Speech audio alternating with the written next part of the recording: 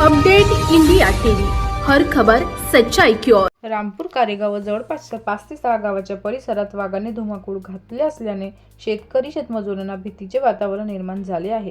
काही शेतकऱ्यांच्या शेतात नुकतीच कापूस वेचणीला सुरुवात झाली आहे, पण आता वाघाच्या दहशतीने कापूस वेचणाऱ्या महिला मजूर शेतात जायलाच तयार नसल्याने शेतातील कापूस वेचायला कसा असा प्रश्न शेतकऱ्यांना पडला आहे। त्यामुळे रामपूर कारेगाव व परिसरातील सुरू असलेल्या वाघाचा वन विभागाने तातडीने बंदोबस्त लावावा अशी मागणी शेतकऱ्यांकडून केली जात आहे।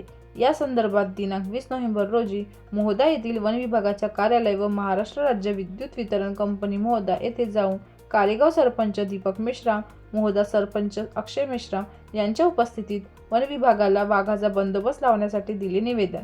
यावेळी परिसरातील शेतकरी शेतमजूर मोठ्या संख्येने उपस्थित होते।